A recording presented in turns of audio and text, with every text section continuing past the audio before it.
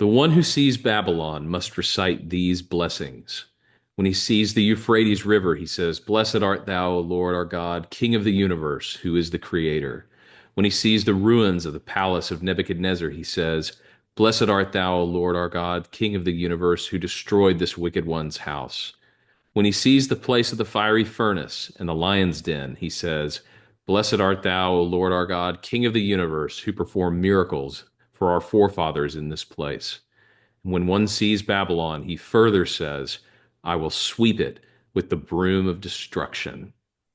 These words coming from the Jerusalem Talmud show us the kind of feelings that the Jews had about Babylon hundreds and hundreds of years later when these prayers were written down. Welcome back to the So We Speak podcast. This is Cole Fakes. I'm joined by Terry Fakes, and we're continuing our series on the villains of the Bible. And from this reading in the Jerusalem Talmud, you've probably guessed who our number two villain is in all of the Bible. It's the great Babylonian king Nebuchadnezzar. The Babylonian Empire was a short-lived one, really. Nebuchadnezzar was the second king of the Neo-Babylonian Empire. His father, Nabopolassar, began the resurgence of the Babylonians. Now, remember, this is the time when the Assyrians were most powerful, but their influence is on the wane. And Nabopolassar, and particularly his son Nebuchadnezzar, a brilliant military general, began to restore the fortunes of Babylon. The Jews, however, have reason to remember Babylon as the ones who not only destroyed Jerusalem and destroyed the temple, but sent them all into exile. And so the Talmud encodes the Jewish remembrance of the judgment of God through the person of Nebuchadnezzar. Yeah, there's something, one of the reasons I love this quote is there's something so insightful into the way the Jews thought about things in these blessings. They're supposed to say these blessings. So if you go by Babylon, you see it, you're compelled to say these blessings about Babylon. They have this in a lot of different areas of life. They have blessings they say in the morning, in the evening, when they're reading scripture, certain pieces of scripture. On certain feast days, you're supposed to say the scripture, and somebody says the next part back to you. It's a very very oral culture in the way that they read and study their Bible and their prayers. But what's interesting to me is this reflects the deep place that Babylon has in the memory of the Jews, not only because of the destruction, which we'll talk about, and the things that happen, but because after Mm-hmm. the exile, so if you think the most important events in the life of Israel in the Old Testament are the Exodus and the exile. So kind of an Right. Exodus and a reverse Exodus. They come into the promised land out of slavery, they leave the promised land back into slavery. Those are kind of the bookends of the life of Israel in the promised land. But if you remember, many of the Jews who go to Babylon never come back. There's only a Right. small group, maybe 50,000, who come back with Zerubbabel and end up rebuilding the temple. Instead, a lot of people stay in Babylon after the exile. And this prayer reflects those people who are staying in Babylon, even up until maybe the time of Jesus. You have people who are actually walking by the Euphrates and saying these prayers. Actually, they actually know where the fiery furnace, was or supposedly was in the ruins of that complex. And so you've got this memory among the Jews of this horrible event that happened. And of course, the person at the center of this event is Nebuchadnezzar. Cole, one of the things as you think this through this a little bit more, on the one hand, I think the Jews largely understood the destruction of Jerusalem and the temple as God's judgment on his people. You've got the whole prophetic tradition before that. But just stop and think about that for a minute, in that it's a sign that God has left his people, that the temple of God, the temple of Solomon could be destroyed, that the Ark of the Covenant, the very dwelling place of God, could be taken by an enemy. It's demonstrative of the fact that God has withdrawn his protection from his people, at least temporarily. And Hmm. then the exile, letting them be scattered, even though Jeremiah prophesies that he will bring you back from the four corners of the earth. Nevertheless, they're scattered. And even today, a number of Jewish rabbinic thinkers still understand Israel as being in exile. Hmm. Exile, not so much that there's not a nation of Israel today, but exile in the sense that God has not returned. And consequently, with a lot of Orthodox Jews, you will see them looking for the return of the Messiah as a sign of God finally coming back to his people. So it's really hard to underestimate how big an event this really was. That's right. And the figure that is at the center of it, who is our villain for this week that we're looking at, is a probably one of the more familiar villains that we've covered so far. Nebuchadnezzar has an interesting background. As you mentioned at the beginning, at this time in history, we're thinking about the late 7th and early 6th century BC. Assyria really is the reigning power, but there's turmoil happening in the Assyrian Empire. And if you go back to our Hmm. empire series, what you've got to remember is Babylon and Assyria in some ways are overlapping throughout all of their history. You have the ancient empire of Babylon that geographically is shared with the ascendant Assyrian Empire in the ninth and 8th centuries BC. And the Greek writers actually just considered Babylon to be the final capital of the Assyrian Empire. That's how close they treated these two. But what you have happen is you have all these kind of upstarts that are going on when the Assyrian Empire is weakening. And in the ancient city of Uruk, one of the oldest cities in the world, you have a governor, maybe we would say a city official, a very strong city official named Nabopolassar. He is a gifted military leader. He ends up rising up and taking over from the Assyrians. And he's got a son who's even more talented than he is, whose name is Nebuchadnezzar. And one interesting thing about Nebuchadnezzar, his name in Akkadian is Nebu Kiduri Ushur or Usur. And this is a compound word which means Nebu, protect the border. Kind of like you see in the Bible, people name their kids something that they aspire to. This was a tribute to the gods that they worshiped. Well, in the Bible, and sometimes if you read either like in a Bible dictionary or something, you'll see Nebuchadnezzar's name spelled Nebuchadrezzar. And the reason for that is because of this Akkadian name and how it comes into Hebrew. So, for example, in certain parts of the Old Testament, you'll see it spelled Nebuchadnezzar. And in places like Jeremiah, you often see it spelled Nebuchadrezzar. And so, if you see that, you'll know this is the Hebrews transliterating this name into their language, of which they don't have those words because Nebuchadnezzar's name is talking about the foreign gods that he serves. And this is the first thing we actually find out about Nebuchadnezzar in history is he's first mentioned by his father as taking part in rebuilding the temple of Marduk, their high god. He is religiously zealous. He is socially motivated. He actually, throughout his career, is going to spend a lot of his time and energy rebuilding the religious sites that have been destroyed by one of our previous villains, Sennacherib, who wanted to do away with the Babylonian influence in the Assyrian Empire.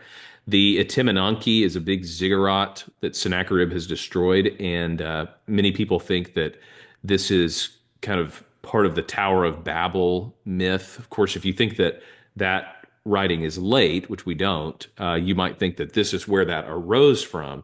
But I think even at the Hmm. time, this was hearkening back to the early ages of Babylon and the gods that they worshipped. So in some ways, Nebuchadnezzar is a man of destiny. He's favored by the gods. He is powerful. He is socially ascendant. He's devoted himself to the service of their gods. And above all, he's a brilliant military commander. So much so that his dad, as he's pushing back the Assyrian army, and as the Assyrian Empire is really dissolving before their eyes, he sends Hmm. Nebuchadnezzar to maybe the greatest battle of this period, which is the Battle of Carchemish. This is for controlling all of what they called Syria, pushing the Egyptians back down the Mediterranean into Egypt, finishing off the Assyrian Empire, and in the process, subduing the land of Judah. So if you remember from our episode on Sennacherib, he was part of the Assyrian group that laid siege to Israel after or to Judah after Israel had fallen. Now, 140 years later, Jerusalem is weak, the cities around it are weak, and when Nebuchadnezzar brings his army through, he conquers pretty much the whole area. He comes to Jerusalem, he threatens to besiege the city. He is he's victorious in convincing them that they have no chance of defeating his armies. And so they become a vassal state to Babylon. And when this happens, and this is in 605 and 604, what happens is he takes tribute from Jerusalem in the form of taxes, but he also takes people from Jerusalem. So he's Right. going to take the best and the brightest. And in this group, we know from the Bible that he had four notable people go to Babylon: Daniel, Shadrach, Meshach, and Abednego. So starting from 605, even before he's the Babylonian king, he's at this point he's just the leading general of the Babylonian Empire. He has subjugated Judah and Jerusalem. He has taken their best and brightest back to Babylon. And he is on a path to dominating the entire swath of the Middle East that would have been that trade route, that military route that we've talked about so many times. He is the most powerful man in the world, even before he becomes the emperor of Babylon. Right. The Egyptians come north in 605 to support the Assyrians, or really as opportunistically, and they're defeated. The Assyrians are completely finished at the Battle of Carchemish, and the Pharaoh Necho is also defeated. And he really, like you said, chases them all the way back to Egypt. And on the way, of course, he takes over Syria and the Middle East, what we would call Judea now, and takes tribute and takes hostages from them. And so he goes back, and a few years later, though, in 597, it turns out that the king of Judah has decided that he doesn't like paying those taxes, and Egypt says, we're itching for another battle. And so they basically rebel again. And so he comes, and this time, again, he's successful, but he actually captures Jerusalem and puts a puppet king on the throne in 597. And that king we know as Zedekiah. Yeah, the ruling family in Jerusalem at this point, uh, if we're going to give them a little bit of the benefit of the doubt here, they're stuck between a rock and a hard place. The rock being Right. Nebuchadnezzar, and the hard place being Egypt. They don't have the military power to take on either of these kingdoms. They don't really have the ability to dictate their terms at this point. They're just trying to get the best deal from who they think is going to be the overlord. And the unfortunate thing for them is they pick the wrong horse several times in a row. So Right. after Zedekiah becomes king, he reigns for about 11 years. He decides that he's going to switch their allegiance. They're going to stop paying tribute to Babylon. They're going to go with Egypt. And the Babylonians don't like this very much. So Nebuchadnezzar brings his army. And that's when they actually lay siege to Jerusalem. They destroy the city. They burn the temple to the ground. They plunder the instruments and the things that have been put there in the reign of Solomon. They take those back to the temples in Babylon, and they scatter the Jews across the world. They bring some of them to Babylon. They leave a few of them in a little decimated kingdom in Jerusalem. They Hmm. send some of them all over what we consider now the Middle East. But that is the end of Israel as a nation. And there are some especially brutal things that happen in this uh, in this battle. You know, we think of the temple being destroyed, which was kind of the heart and soul of the city. But you can't Hmm. underestimate just the sheer brutality, the number of people that were killed and starved, and everything that goes with a long siege in this time of history. Nebuchadnezzar was not a guy to mess around with. That's really true. Just to refresh your memory, you've got Jeremiah the prophet who is prophesying at this time, and he is taken away out of the city to Egypt. You have Ezekiel, who's been deported, if you will, to Babylon earlier, and he is also prophesying at this time. But the book of Second Kings gives us the brutal but really poignant end to King Zedekiah. When the Babylonians breached the wall, Zedekiah and some of his top officials fled, and his family fled, but they were chased down by Nebuchadnezzar's soldiers. And when they found him, they brought him and his family to Nebuchadnezzar at the town of Riblah. And Nebuchadnezzar had all of Zedekiah's sons killed before his eyes. And then they gouged out Zedekiah's eyes so that that would be the last thing that he ever saw. And then they bound him and took him captive to Babylon. And after that, they looted and burned the city. The city walls were pulled down. Of course, the plunder, they took everything of value, including all the gold from the temple and all the gold appointments of the temple, and they took those back to Babylon, along with everyone of any importance in uh, in Jerusalem. And the scene was just fiery, bloody, and brutal. And at that time, Nebuchadnezzar's goal was not to have to fool with these Jews in their rebellion anymore. So he decided he would completely make them extinct as a people, not only to solve that problem, but to send a message to others. This follows in the line of the conquerors we've been talking about, whether it's Sennacherib or Tiglath-Pileser or any of these other conquerors in the Old Hmm. Testament. The empires at the time knew that you can do a lot militarily, but you can do a lot more with PR. And Right, Nebuchadnezzar certainly kind of follows that pattern. This was the low point for Israel, obviously. Everything that they had hoped for had been destroyed. The temple had been destroyed. They had been plucked out of the promised land. But as you mentioned, this was something that had been prophesied about. This was not actually a big right, surprise. Jeremiah had been saying it over and over and over again, as had many of the others. And so what you see is there's some interesting language around Nebuchadnezzar and Cyrus, for that matter. right. Cyrus the Mede, who comes in and conquers the Babylonian Empire just a generation later, they're both talked about in the Bible as God's chosen instruments. God is actually doing something through these, what we would consider evil empires.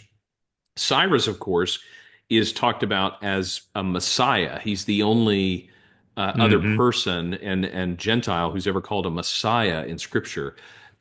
Nebuchadnezzar is that word's not used for him, but there are several Right. places in the Bible where it seems like God is actually directing Nebuchadnezzar towards certain outcomes, one of which is the destruction of Jerusalem. So, I guess the question we're asking in all these episodes is, why is this a top five villain?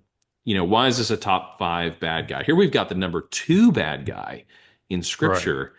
And I think we could make the case that he was doing, in some sense, what God was leading him or in some way behind the scenes intending for him to do.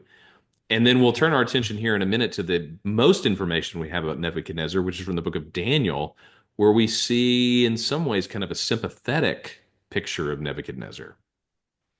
That's a great point. I mean, one of the sources that you were talking about of the Babylonians is the book of Habakkuk, this really short little book. And it's a dialogue between the prophet Habakkuk and God. And Habakkuk is saying to God, God, I look around and I see all this injustice in the land of Judah. People are not religious. People are taking advantage of each other. How long, God, will you tolerate this kind of disobedience? And God answers him and basically says, don't worry. I'm going to punish them all. I'm bringing a punisher to punish them. And Habakkuk says, great. Who are you bringing? And he says, the Babylonians are coming.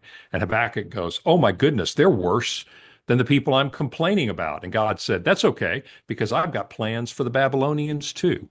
And so you see the dual nature of Nebuchadnezzar is he is accomplishing God's purpose, but not willingly so. And Right. as we get into the book of Daniel, we were talking about this earlier. You see that even though Nebuchadnezzar is accomplishing God's purpose without intending to, he also sets himself up as opposed to God.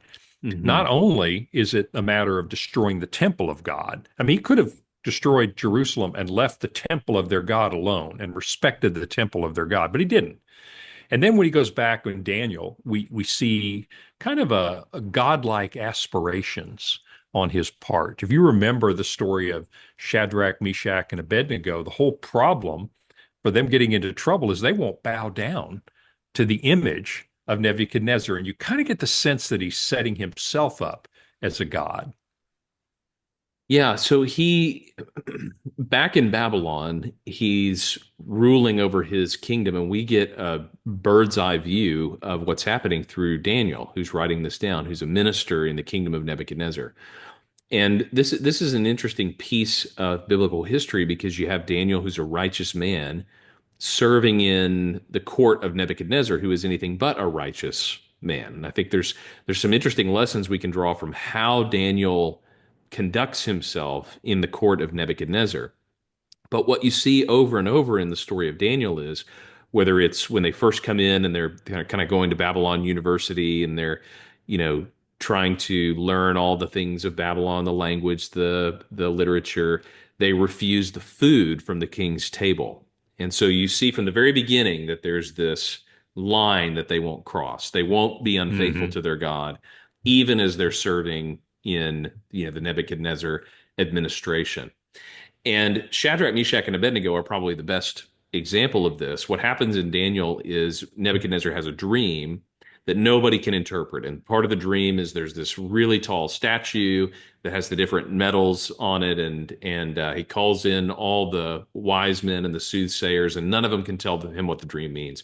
So Daniel goes and interprets the dream, and he says, you're the head of gold, and there's this wonderful empire, but there will be one after it and one after it, and then you have the iron and the clay on the feet, and that's when God will set up his Messiah.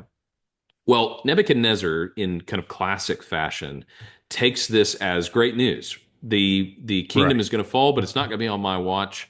So let's celebrate. And I think the implication in Daniel chapter 3 is he's built a statue like the one that he saw in the dream. So people Right. debate about this. Is it a statue of Nebuchadnezzar? Is it a statue of one of their gods? Is it the statue from the dream? Regardless of what you think the statue is, his response to what should have been humbling news was to Hmm. say, well, my empire isn't going to fall, so I can do whatever I want. And he sets up this big statue. He has everybody bow down to it. And of course, Shadrach, Meshach, and Abednego will not bow down. And so he decides to throw him in the furnace. And just to get a little piece of the personal evil that we're dealing with here in Nebuchadnezzar, he doesn't just want to throw the guys in because they won't bow down to him and worship him. He heats it up, multiple times as hot as it Hmm. usually is, so hot that the people that throw him in die out of from the heat. And then you see a change in Nebuchadnezzar because when he looks in the furnace and he sees these three men, he sees a fourth that looks like a son of the gods. And he's walking around with them and he brings them out and they don't even smell like smoke and they've been saved. And in probably what's one of the most remarkable scenes in the Old Testament, you have this ruler, the most powerful person in the world at this point, basically convert. And he Right. says, okay, from now on, actually, everybody's got to worship this God because he is way more powerful than I am or any of the gods that we serve. So you have this beginning of the turning point for Hmm. Nebuchadnezzar. But then something really interesting happens. In chapter 4, he has another dream. And in that dream, he sees this giant tree that is going to be chopped down. And again, he asks his people if they can interpret it. He gets Daniel in there. Daniel begins to interpret the dream. And this one is not so positive for Nebuchadnezzar. In fact, this is the turning point for Nebuchadnezzar from being a king and being powerful to being humbled. And if anything, this is where we see a little bit of a sympathetic picture of Nebuchadnezzar.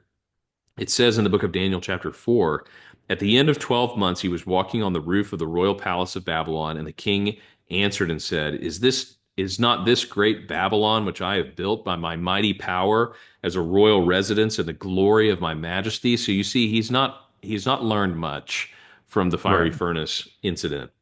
While the words were still in the king's mouth, there fell a voice from heaven, O King Nebuchadnezzar, to you it is spoken, the kingdom shall be departed from you has departed from you, and you shall be driven from among men, and your dwelling shall be with the beasts of the field, and you shall be made to eat grass like an ox, and 7 periods of time shall pass over you until you know that the Most High rules the kingdom of men and gives it to whom he wills. Immediately the word was fulfilled against Nebuchadnezzar. He was driven from among men, ate grass like an ox, and his body was wet with the dew of heaven, till his hair grew as long as the eagle's feathers, and his nails were like the bird's claws. Safe to say, this is one of the weirder things that happens in the Bible. It is. It's almost like he has this divine punishment from God for his hubris, for his, and he should have known better. And so for 7 months, I guess he is like a wild animal. And then at the end, Daniel records, and this is interesting, Cole, because this is a first person speech by Nebuchadnezzar in the Bible. So part Hmm. of the Bible is actually Nebuchadnezzar speaking. And at the end, he says, "At the end of those days, I, Nebuchadnezzar, lifted my eyes to heaven, and my reason returned to me. And I blessed the Most High, and praised and honored him who lives forever, for his dominion is an everlasting dominion, and his kingdom endures from generation to generation." And skipping ahead, now I, Nebuchadnezzar, praise and extol and honor the King of heaven, for all his works are right and his ways are just, and those who walk in pride, he is able to humble. But here's my question, Cole. As you see how God dealt with Nebuchadnezzar, he used him as an instrument. Nebuchadnezzar is certainly guilty of being brutal and disobedient and rebelling against God. But even so, he's a little bit of a mixed figure. So why is Nebuchadnezzar, and maybe even more importantly, Babylon, the Babylonian Empire, remembered as such a villain? Well, I think one of the things that's going on here is we've seen this in every one of the villains we've talked about so far. God likes to deal with his enemies with a sense of irony. And so you see that it's not just the overt action of God, striking these evil rulers. It's they come to the end of their own excesses, whether that be his Hmm. godlike aspirations that he has with Shadrach, Meshach, and Abednego, or whether it's just his hubris with in Daniel, where he wants people to worship him, and he says, "Look at Babylon, which I have made." What happens is they end up sawing off the branch that they're standing on. This is what happens with Right. every one of these that we've looked at. And so I think part of the thing is we're tempted to see Nebuchadnezzar in kind of a conversion experience and think, oh, wow, let's take it easy on Nebuchadnezzar. Um, but I think a biblical perspective would be the biggest, baddest guy in the Old Testament has been humbled by the God of the universe. They did not see the world through the victim lens like we do. Right. They did not cheer for underdogs like we do. And nor did they take their bad guys and personalize them like we do now in all of our entertainment, where it's like he wasn't a bad guy, he was just misunderstood, or he had a bad childhood, or something. What's Right. happening here with Nebuchadnezzar is he is the greatest villain because of what he did to Jerusalem, because of what he's done. He's subjected these Jews who are in Babylon because of his crazy off the charts ego. And because of that, it's all the more wonder that God could bring someone like that to acknowledge that God is even more powerful than he is. It's not an Hmm. amazing story if a nobody, is recorded in the book of Daniel saying God must be the highest God. But it's an Right. amazing story if the king of Babylon is brought to his knees. And after all that he's been able to do, God's the one who gets the last word. So that's what I think is happening here. None of these stories actually take away from the fact that he is an arch villain in the Bible. In fact, Right. they should cement that he is the arch villain in the Bible. He is the one who is so bad that it's so surprising when these things happen to him and he turns, to declare that God is the God over all the universe. That should tell us just how bad he was to see this kind of turnaround. In addition, we've been talking about how you see God at his best and keeping his promises for his people when things are going their worst. And you certainly see Hmm. that in the exile. You see what God does with Daniel. You see the story of Esther. You see the little group of people, the remnant that go back. But you see God keeping the prophecies that have been given for hundreds of years. And a king like Nebuchadnezzar, as powerful and as evil as he is, can't thwart a single one of the prophecies that God has made. He does exactly what God says he was going to do. When he said he was Hmm. going to do it, he dies like God says he was going to die. His kingdom evaporates just like he said. The Jews go back. You know, there's something else on display here, which is even against the worst enemies, God is able to keep his promises and do great things for his people. Yeah, he Nebuchadnezzar reminds me a little bit of one of our other villains, Herod, in the secular sources, and there are quite a few secular sources about Nebuchadnezzar. He's not only known for his conquests, but also for his building. He spent a lot of money on amazing building and building up his country. He's accredited with the Hanging Gardens of Babylon, having built those for one of his queens, one of the seven wonders of the ancient world. But in any case, he spent a tremendous amount of money building up his empire. And that was also some of the seeds of his legacy. When he died in 561 BC, he left the kingdom in such deep financial situation with such a debt that the next three rulers came and went very quickly. And so from 561, just 22 years later, in 539, this kingdom would fall within one generation. It went downhill really quickly. And I think it's interesting because we've seen this pattern, as you just said, that really Nebuchadnezzar, his legacy is pretty much a result of the excesses of his life. His legacy was not what he intended it to be, just like all the other villains. There's a thread running through the Bible too about Babylon, from the very beginning of the pages of Genesis. In the Table of Nations in Genesis chapter 10, you see the creation of Babel, which in English Bibles, this is interesting. And I know there's reasons for doing this from a translation perspective, but the Hebrew word for Babel in Genesis 11 and Babylon elsewhere is the same word. They're talking about the same thing. So you could say it's the Tower of Babylon in the beginning that is Hmm. the symbol of setting yourself up against God. As is the kingdom of Babylon later. It is the symbol because of what they do to the temple, because they plunder it and take the things of God back to Babylon, scatter the people. They set themselves up as the empire against God, so much so that you see in the book of Revelation, in Revelation Right, 19, they're talking about the fall of Babylon. Well, Babylon's been gone for 600 years. Well, right, Babylon is all cities who set themselves up against God, whether that's right. Rome or even there's some overtones in Revelation that it's Jerusalem, who has set themselves up against God because they've killed Christ. He was crucified there in Jerusalem. So Babylon is the enduring symbol of rebelling against God. And because of that, Nebuchadnezzar is kind of the person who in a lot of ways represents someone who brings themselves up against God, who then later is humbled.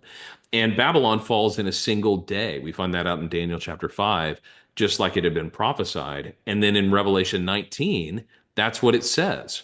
See Babylon, which has fallen in a single day, talking about the kingdoms of the world, which fall when Christ returns and he conquers the nations. Remember, there's not even a battle. It's just one word out of his mouth, and the kingdoms are slain. So this becomes a symbol for the Jews, partially because so many of them stay in Babylon, partially because of the great evil that took place under the rule of Babylon, partially because of the ancient roots of Babylon, all the way Hmm. back to the very beginning of the Bible and the plains of Right. Shinar. Babylon is the enemy of God. Exactly. And that theme does run through this, but Babylon, the reason Nebuchadnezzar is number two is because Babylon has become the poster child, if you will, the archetype of being arrayed against God. There's a poem that I really like, and I know you do too, by Shelley, centuries later. And he comments on this, and he really captures this idea that humanity, from whether it's Tower of Babel, whether it's King Herod the Great, whether it's Sennacherib and the Assyrians, or the Babylonian Empire, this attempt to establish something that lasts and a godlike dominance is doomed to failure. And so this poem is called Ozymandias, about a mythical king. A lot of people think it was written about Pharaoh Ramesses, which probably was, but could just as easily apply to Nebuchadnezzar. And Shelley says this: I met a traveler from an antique land who said, Two vast and trunkless legs of stone stand in the desert, and near them on the sand, half sunk, a shattered visage lies, whose frown and wrinkled lip and sneer of cold command tell that its sculptor well those passions read, which yet survive, stamped on these lifeless things, the hand that mocked them and the heart that fed. And on the pedestal, these words appear: My name is Ozymandias, King of Kings. Look on my works, you mighty, and despair. Yet nothing remains. Round the decay of that colossal wreck, boundless and bare, the lone and level sands stretch far away.